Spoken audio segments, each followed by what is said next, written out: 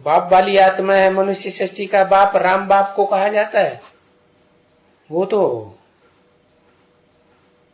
ब्रह्मा के मुख से जब शिव बाप वाणी चलाते हैं, जिसे वेद वाणी कहते हैं, गीता ज्ञान कहते हैं, वो गीता ज्ञान को जल्दी समझ लेती है।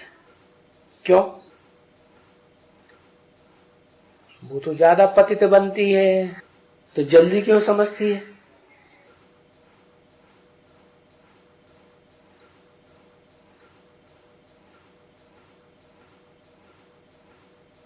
भगवान प्रवेश करता है, भगवान ब्रह्मा में नहीं प्रवेश करता,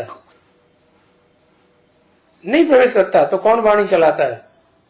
इत्यादि की नहीं थी है? उन माताओं में प्रवेश करके वाणी नहीं चलाता था भगवान। मुख्य रथ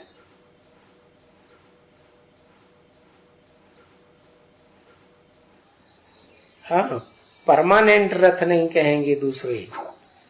जो ब्रह्मा के 4 मुख दिखाए जाते हैं वो परमानेंट नहीं है, और मुकर्रर रथ वो है जो आदि में भी था, मध्य में भी होता है 76 से, और फिर अंत तक भी प्रत्यक्ष रहता है।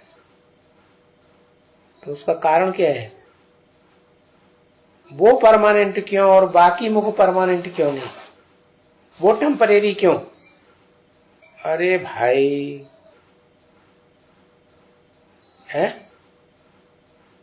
कारण क्या हुआ?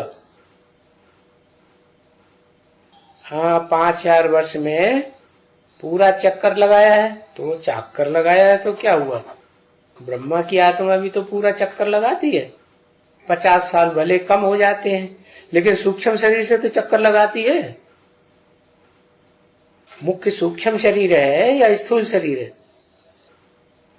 स्थूल शरीर मुख्य है, सूक्ष्म शरीर मुख्य नहीं है। जब व्यक्ति शरीर छोड़ता है, 84 जन्मों में 84 शरीर धारण किए ना, तो स्थूल शरीर तो खत्म हो जाता है।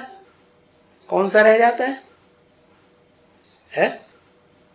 सूक्ष्म शरीर रह जाता है ना। सूक्ष्म शरीर ही तो, सूक्ष्म शरीर से वो जाकर के आत्मा प्रवेश कर जाती है सूक्ष्म शरीर के साथ। जो ज्ञान इंद्रियां हैं वो साथ जाती है ना, बुद्धि मन ये साथ जाता है ना। तो सूक्ष्म मुख्य हुआ ज्यादा पावरफुल हुआ या स्थूल ज्यादा पावरफुल हुआ है? सूक्ष्म ज्यादा पावरफुल हुआ ना। तो फिर सूक्ष्म को महत्व क्यों नहीं दिया जाए, स्थूल को क्यों दिया जाए? क्योंकि सूक्ष्म शरीर वही आत्माएं धारण करती है जिन्होंने पाप ज्यादा किए, भटकती रहती हैं सूक्ष्म शरीर धारण करने के बाद।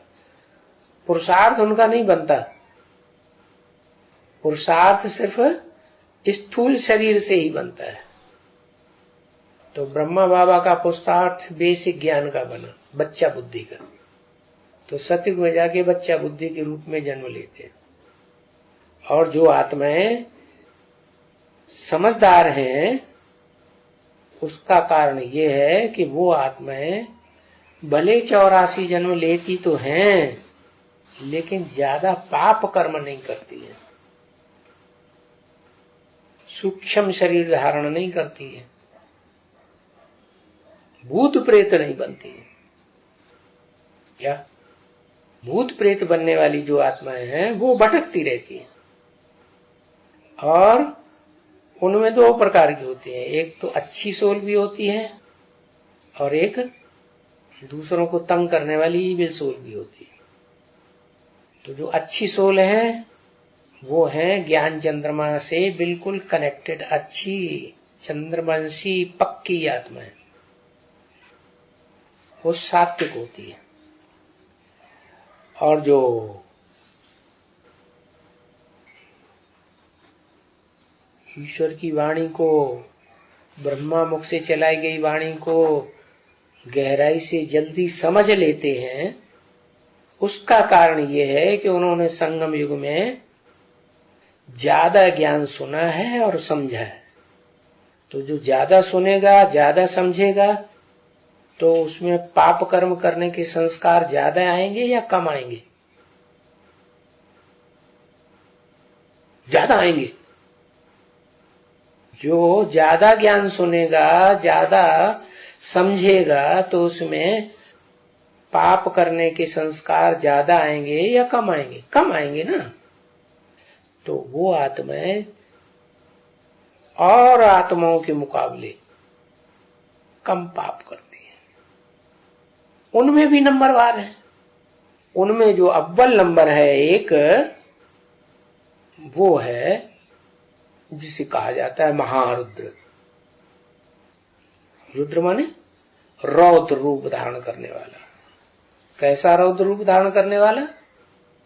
सारे संसार का विनाश करा देता है।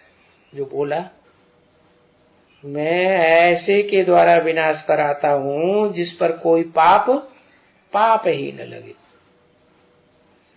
तो यहां पाप नहीं लगेगा शूटिंग पीरियड में, तो वहां 84 जन्मों में पापी बनेगा नहीं। तो वो आत्मा 82-83 जन्म तक पाप न करने के कारण शांति की स्टेज में रहती है, और उसका मुख्य जो प्राप्ति है वो शांति की स्टेज।